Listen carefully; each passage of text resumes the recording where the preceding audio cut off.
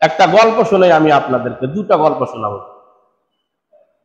আমাদের দিনাজপুরের DDLG sir Riazuddin sir গতকালকে গতকাল আমাদের শেষ ট্রেনিং ছিল, পরিষদের সদস্যদের তিনি সুন্দর সুন্দর কথা বলেন। খুব ভালো মানুষ, খুব সুন্দর সুন্দর কথা বলেন। উনি ইউপি সদস্যদের কোরআন হাদিসের কথাও শোনান। চরিত্রের ভিতরে ঢুকি নাই, সবাই বলে ভালো, এই জন্য আমিও বলি ভালো। কয়েকবার আমি তার কাছে গিয়েছিলাম, তার আচরণ আমি ভালো পাইছি। কাউকে তিনি অবমাননা করেন না, ছোট তুচ্ছ মনে করে না, ভালো ডিডিএলজি স্যার। তো উনি কালকে হালাল হালামের উপরে কয়েকটি কথা বলেছিলেন, মানুষের তাকওয়ার উপরে তিনি কয়েকটি কথা বলেছিলেন। তার ভিতরে আমি কথা বলি, গল্প আমি আপনাদেরকে শোনাই। বাহাদুর আর পাহারাদার। বাহাদুর আর কি? পাহারাদার। বাহাদুর হলো এক রাজার সন্তান, তার নাম বাহাদুর। তার নাম কি? তো রাজার সন্তান বাহাদুর দেশের বাইরে থাকে, আমের সিজনে দেশে ফিরে আসে। বাদশার অনেকগুলো আম গাছ, আম বাগানে অনেকগুলো গাছ আছে, আমের সিজন চলে এসে আসিয়া পাহারাদারকে ডাক দিল, পাহারাদার এদিকে আস। পাহারাদার এদিকে সব ডাক দিল, ডাক দিয়ে বলতেছে, এই বাগানের মধ্যে সবচেয়ে ভালো আম যেটা, তুমি আমাকে সেটা দাও। দেখতে ভালো মনে হইল, পাহারাদার একটা আম বাহাদুরকে দিল, রাজার সন্তানকে দিল। বাহাদুর আমটা খাইয়া বললো, না এটা তো খুব একটা ভালো না, টক। যাও বাগানের আর কোনো ভালো আম আছে নাকি নিয়ে আসো। আরেকটা আম নিয়ে আসলেন পাহারাদার, এই আমটা নিয়ে বাহাদুরকে দিলেন। এইবার বাহাদুর খাইতেছে আর বলতেছে, এর আগে যে আমটা দিছিলে তার চাইতে এইটা আরো বেশি টক, আরো বেশি কি, যাও খুঁজে আর কোনো ভালো আছে না নাই। খুঁজে খুঁজে দেখতে মনে হইলো যে এটা ভালো হবে, অনুমান করিয়া আরেকটা আম নিয়ে আসলো, জাপান আলম বোনা, এটা খান। এবার বাহাদুর সেটাও খাওয়া শুরু করে দিল। এক পর্যায়ে তিনি রেগে গেলেন, কি এমন আম নিয়ে আসলা, যত বলি ভালো নিয়ে আসো তত আবার বেশি টক পাও, এটা কিন কারবে, এটা তো আও খাওয়া যাবে না। এতদিন ধরে এখানে তুমি পাহারা দিচ্ছ, কোন আম কেমন এটা কি তোমার জানা নাই? পাহারাদার বলতেছে, শুনো জাহাপনা আলমপনা, আমি হইলাম এই বাগানের পাহারাদার, আম খাওয়ার টেস্ট করার অনুমতি আমার নাই। সুবহানাল্লাহ বলেন। আমাকে পাহারা দিতে বলেছে, আমি এটা রক্ষণাবেক্ষণ করব, রক্ষা করব। কোন গাছের আম কেমন এটা খাওয়ার এখতিয়ার আমার নাই। খাওয়ার এখতিয়ার কি আমার নাই। এখন পরিষদের মেম্বার সাহেব যা মাল আইসে আগতে খাওয়া ফেলায়, ভিজির চাউল 10 বস্তা ঘরত দিগাইছি, কথা পায় না, আছে না? এরকম আছে না? আমি তো আমার শুরুতেই আমি লতিফ সাহেবকে বলেছিলাম যে, দুলা ভাই যাওয়ার সময় আমি পাঞ্জাবিটা ঝাড়ি দিয়ে চলে যাব, ভিজে আবার একটা চাউল আমার সঙ্গে যাবে না।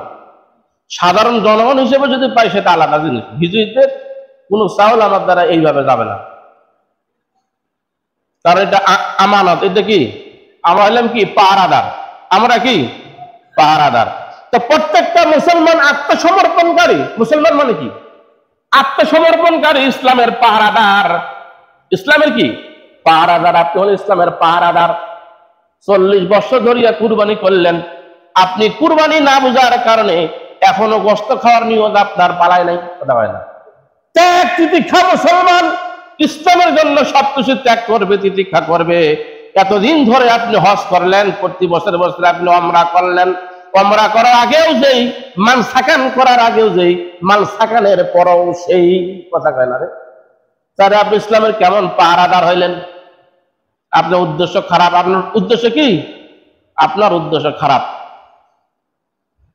উদ্দেশ্য আপনার ভালো না। আপনি এখনো পাহারাদার হতে পারলেন। আমরা ইসলামের পাহারাদার হতে চাই কি চাই না? এই কুরবানি আমাদেরকে শিক্ষা দান করবে। আমরা মুসলমান ত্যাগ করব, তিতিক্ষা করব, ত্যাগের জিন্দেগি করব, ভাগের জিন্দেগি নয়।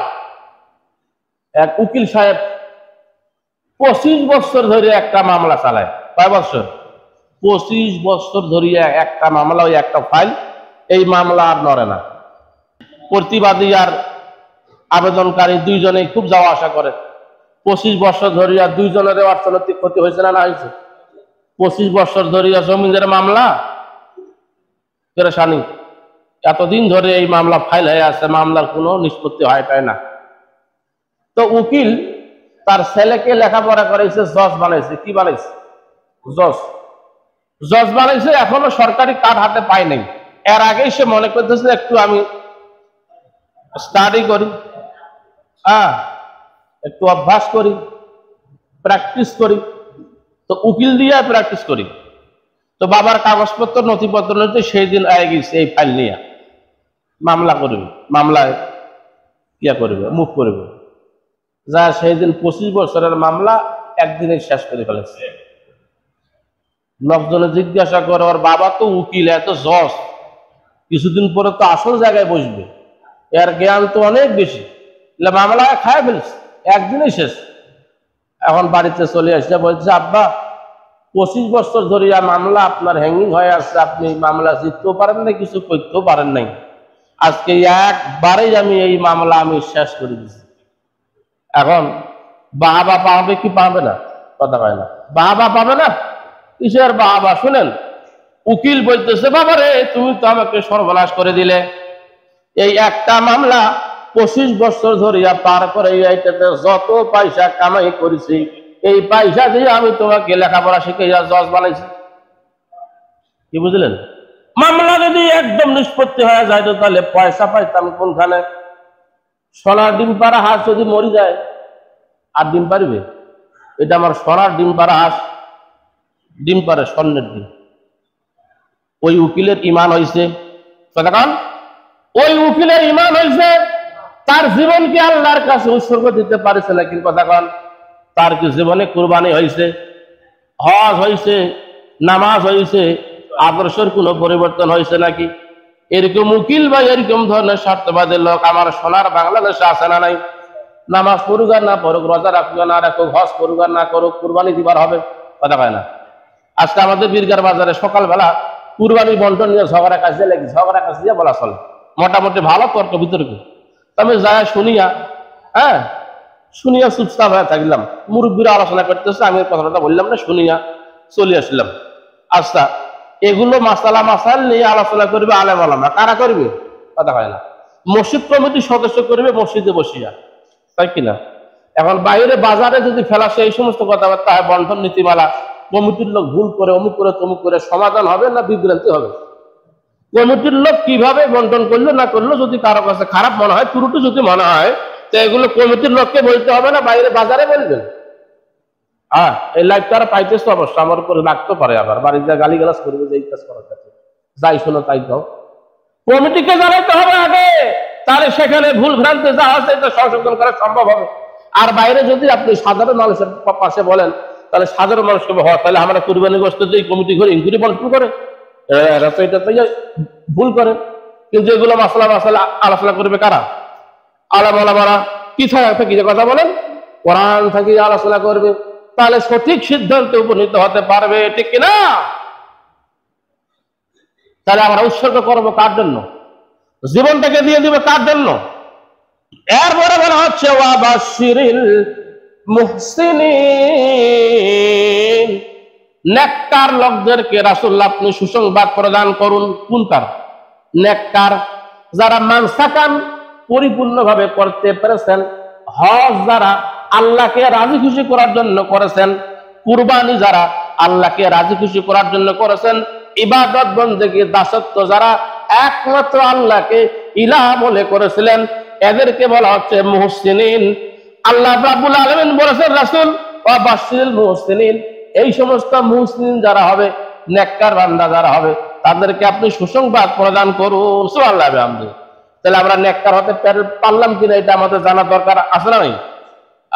আমাদেরকে নেককার হতে পারলাম কিনা, এগুলো কাজ করার মাধ্যমে আমাদের ঈমান বৃদ্ধি হলো না আগের মতো থাকলো? ইন্নাল্লাহা ইউদাফিউ আলাল্লাযিনা আমানু, নিশ্চয় নিশ্চয় আল্লাহ রাব্বুল আলামিন বলেছেন আমি সাহায্য করেছি।